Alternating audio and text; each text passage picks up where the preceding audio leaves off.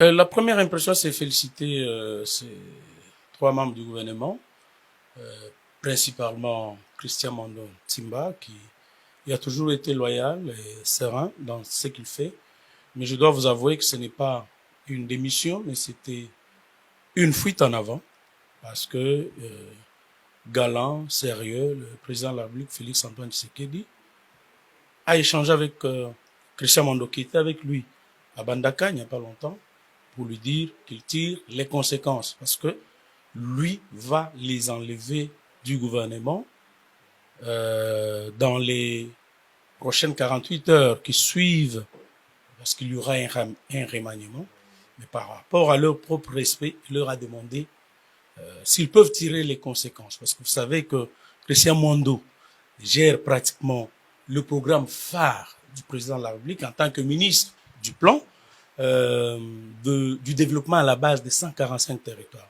Donc il était attendu qu'il puisse partir, étant donné, vous allez vous rappeler que c'est depuis longtemps que Moïse joue par une sorte d'indécision, une sorte de lâcheté. Il avait fixé 2 lignes rouges qui ont été franchies. Il n'avait pas démissionné ni quitté les bateaux. Mais là, parce qu'il doit préparer la candidature de Denis Mukwege, qui a été annoncé par Boisbouvier lorsqu'il était interviewé par France 24 et RFI. Et donc, il ne devrait que quitter parce que il travaille pour les réseaux Soros. George Soros, vous connaissez la fondation Kofi Annan, vous connaissez Mo Ibrahim, avec qui vous l'avez vu poser au Qatar. Et donc, vous allez comprendre que c'était normal, c'était attendu, c'était prévisible. Ils étaient avertis qu'ils ne feraient plus partie du gouvernement et qu'ils devraient sortir par la grande porte. C'est par leur respect que le président de la République l'a fait. Non, par contre, Okenda a échoué. Okenda a échoué parce qu'il laisse le pays aujourd'hui par la médiocrité de sa gestion. Il nous laisse sans permis de conduire. Ça, c'est de l'incompétence notoire. Donc, c'est pour vous dire qu'il était dans le gouvernement pour mettre les bâtons dans les roues, n'est-ce pas, de l'action du président de la République. Vous allez vous rappeler qu'il avait échoué à gérer Transco, dont il avait fait garder des bus dans un entrepôt qui ont été découverts plus tard. Donc, c'était des gens que Katumbi avait chargé de jouer jusqu'au marquoir, qu'est-ce que je dis, jusqu'au poteau, et n'est pas marqué. Et donc, c'était prévisible. Bon, cette déclaration vient renforcer ma conviction de croire que l'opposition congolaise et quelques membres de la société civile ne se préparent pas aux élections, mais se préparent à la contestation des résultats pour jeter les enfants d'autrui sur la rue pour des conséquences fâcheuses. Celui qui se prépare aux élections forme les témoins. Vous êtes un journaliste aguerri, vous êtes un journaliste de terrain. Dites-moi lequel des partis politiques, qu'il s'agisse de Matata Pogno ou de Fayoulou, forment les témoins. Parce qu'il n'y a que les témoins qui peuvent apporter les preuves par devant les cours et tribunaux lors des contentieux électoraux.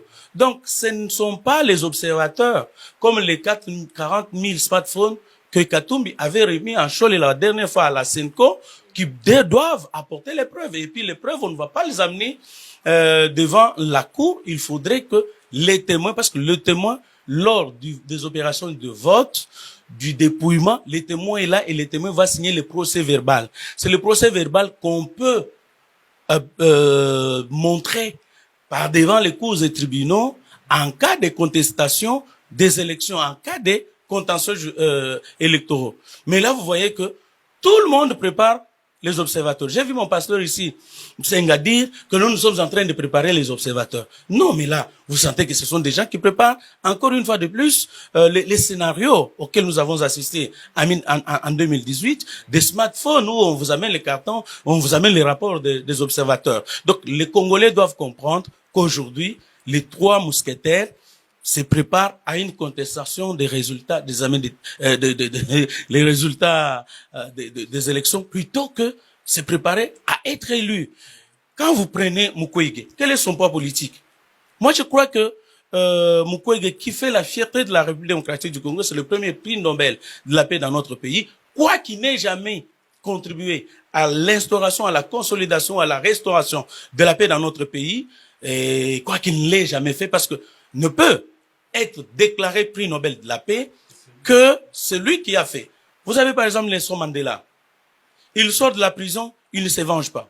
Vous avez des clercs, il fait libérer non seulement Nelson Mandela, mais organise les élections pluralistes en permettant à toutes les ethnies, à toutes les races qui forment l'Afrique du Sud à participer. Voilà des gens qui ont mérité. Mais dites-moi, qu'est-ce que Mukwege a fait? Parce que Mukwege a été utilisé par l'Occident uniquement pour justifier qu'il y a les atrocités là-bas, qu'il y a crise de cohabitation, qu'il y a conflit, que l'on viole les femmes, pour justifier la balkanisation. C'est le rôle qu'elle a joué depuis qu'il est là. En dehors de ça, je crois que notre politique, la politique de la RDC, elle est trop sale. Je demanderai aux vieux, en effet, de nous préserver son image que nous continuons tous à admirer jusqu'à ce jour. Mais ces jeux-là, comment vous analysez? Non, ce sont des gens qui ne veulent pas des élections. Ce sont des gens de marionnettes de l'Occident qui sont téléguidés pour les intérêts des Occidentaux. Donc, il n'y a personne qui se prépare aux élections.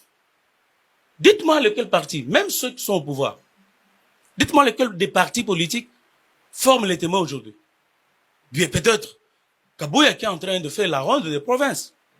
Mais quand vous regardez tous les partis politiques, personne ne forme les témoins. Or, les témoins sont indispensables dans l'organisation des élections. Ce ne sont pas les observateurs. Vous entendez que l'Église catholique prépare les observateurs. L'Église protestante prépare les observateurs. La société civile prépare les observateurs. Et on conteste les élections ou les opérations d'enrôlement à 2 jours, s'il vous plaît. Même dans les pays les plus organisés, où la démocratie est assise, vous n'allez jamais voir le premier jour de l'engouement. De l'engouement, non. Et puis, les petites erreurs d'autres techniques, on n'a pas amené la machine, on n'a pas amené les cartes, les papiers, on n'a pas amené les imprimantes, ça arrive partout. Et dans toutes les déclarations de contestateurs des élections qui sont préparées, on vous dit que non, il y a autant de centres, on ne retrouve pas d'autres centres. Personne ne vous indique où se trouvent ces centres, où ces bureaux de vote, mais on conteste. On conteste quoi? Donc c'est pour vous dire que ils sont téléguidés pour que le sang encore du Congolais puisse couler en 2023. Mais nous disons que le sang ne va plus couler parce qu'il y aura les élections. Et je crois, face à toutes les candidatures annoncées, je vois Tshisekedi battre. Quiconque va se présenter, Tshisekedi va le battre à plate couture.